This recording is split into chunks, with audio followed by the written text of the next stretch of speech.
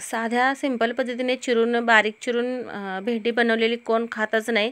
आमच्या घरी तरी कोणीच खात नाही. पण या पद्धतीने मसाला भरून आपण भेंडी अख्खी फ्राय केली ना, अगदी कोरडीसुद्धा खातात. म्हणजे त्याला जेवणाबरोबर न खाता तळून झाल्यानंतर अगदी तशीच कोरडी खायला घेतात. स्नॅक जसं आपण खातो त्या पद्धतीनेच खातात. नमस्कार मंडळी, आम्ही दोघी जावा या चॅनलमध्ये तुमचं सर्वांचं खूप खूप मनापासून स्वागत आहे. तर इथे आज आपण दोन पद्धतीने भेंडी करायची कशी ते पाहणार आहोत. म्हणजे बारीक चिरून अगदी साध्या पद्धतीने बनवणार आहोत आणि अख्खी भेंडीसुद्धा फ्राय करणार आहोत. तर अशा पद्धतीने आपण आज दोन प्रकारे भेंडी फ्राय कशी करायची ते पाहणार आहोत. तर इथे आम्ही आमच्या परसात म्हणजे बाहेर घराच्या पाठीमागे जी जागा आहे तिथेच आम्ही भेंडीची झाडे किंवा दोडका, टॅमॅटो, अशा वांगे, अशा वेगवेगळ्या प्रकारची फळभाज्या आम्ही इथे लावलेल्या आहेत. तिथल्याच मी इथे भेंड्या आणायला गेले.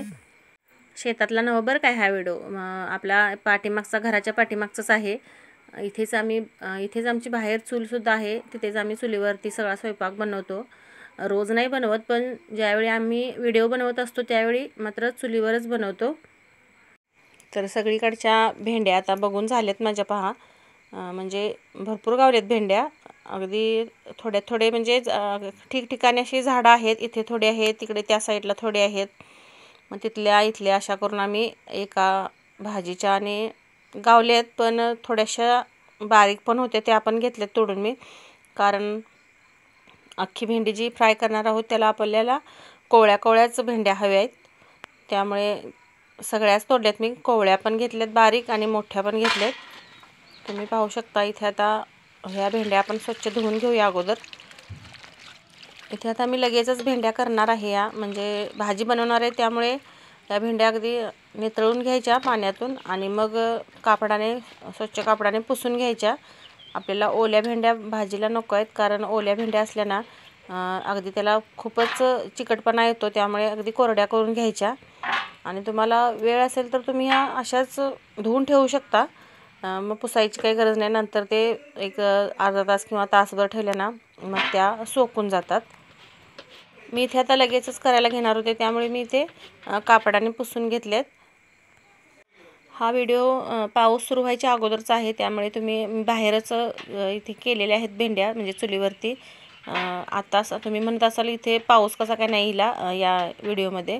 तर हा व्हिडिओ खूप अगोदरचा आहे, ज्यावेळी पाऊस पडत नव्हता त्यावेळेचा आहे. आणि आता बघायला गेलं तर पावसाने खूप सारं थैमान माजवले. म्हणजे इकडे आमच्याकडे तरी शेतीचं इतकं नुकसान, प्रत्येक शेतकऱ्याचं एवढं नुकसान झाले ना, काही बोलायचंच काम नाही. आमच्याकडे भात पेरणी 25 मेलाच करतात, पण इथे अगोदरच पाऊस सुरू झाल्यामुळे आमचंसुद्धा भात पेरायचं राहूनच गेले. आणि जी लोक उन्हाळी भात करतात, म्हणजे उन्हाळ्याच्या सीझनमध्ये जे भात करतात त्यांचं भात मला वाटतं अजून शेतातच आहे. त्यांनी हे केलेलं नाही, म्हणजे मळणी वगैरे त्यांची झालीच नाही अजून. ते शेतातच खराबच होऊन गेलेलं आहे.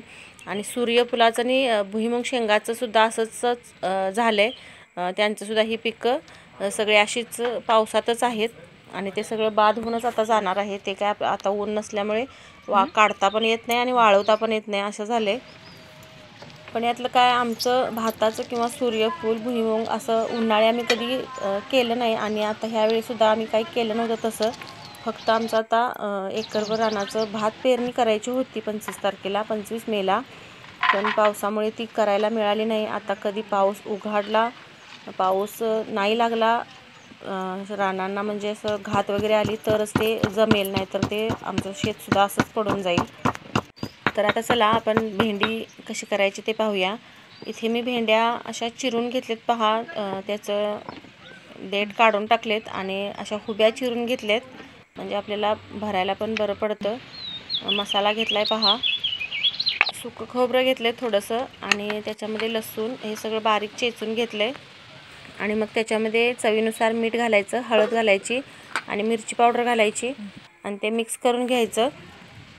मिक्स करताना आपल्याला भेंडीमध्ये कोरडा मसाला भरता येत नाही, म्हणून अगदी थोडंसं अर्धा चमचा किंवा 1 चमचाभर जर पाणी त्याच्यामध्ये वापरलं तर चालतं. आणि असा ओलसर करायचा मसाला आणि मग त्या भेंडीमध्ये भरायचा. म्हणजे काय होतं, आपला मसाला बाहेर येत नाही, तो भेंडीला पूर्णपणे चिकटून राहतो.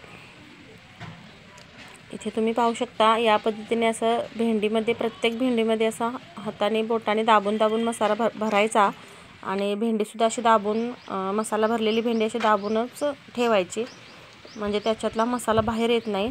अशा पद्धतीने सगळ्या भेंड्यामध्ये मी मसाला भरून घेते पहा. इथून पुढची माझे आता सगळेच व्हिडिओ तुम्हाला चुलीवरती पाहायला नाही मिळणार, कारण आता पाऊस लागतोय त्यामुळे बाहेर ओल पण होते आणि चुलीवर चूल तर पेटवता येणार नाही आणि चुलीला जाळ पण लागणार नाही. त्यामुळे मी आता सगळेच व्हिडिओ तुम्हाला गॅसवरतीच पाहायला मिळतील. आणि हा आता शेवटचाच, या सीझनमधला शेवटचाच व्हिडिओ आहे तुम्हाला चुलीवरती जेवण बनवून दाखवणारा. चूल पेटवून चुलीवरती भांडं ठेवले आणि त्याच्यामध्ये तेल घातले पहा. आणि दुसरं काही नाही, फक्त तेलामध्ये ह्या मिरच्या, मसाला भरलेल्या मिरच्या आपण आता वाफवून घ्यायच्यात, म्हणजे फ्राय करून घ्यायच्यात. जास्त असं त्याला पाणी सुटू द्यायचं नाही, मोठ्या जाळावरती भाजून घ्यायचे आहेत. मोठा जाळ लावूनच भाजून घ्यायच्या, म्हणजे चांगल्या पण भाजतात त्या आणि त्याला पाणी सुटत नाही आणि अशा चिकट पण होत नाहीत, अगदी कुरकुरीत होतात. आणि इथे मी केल्यानंतर पहा सगळ्यांनी मला वाटतं त्या तशाच खाऊन संपवल्या.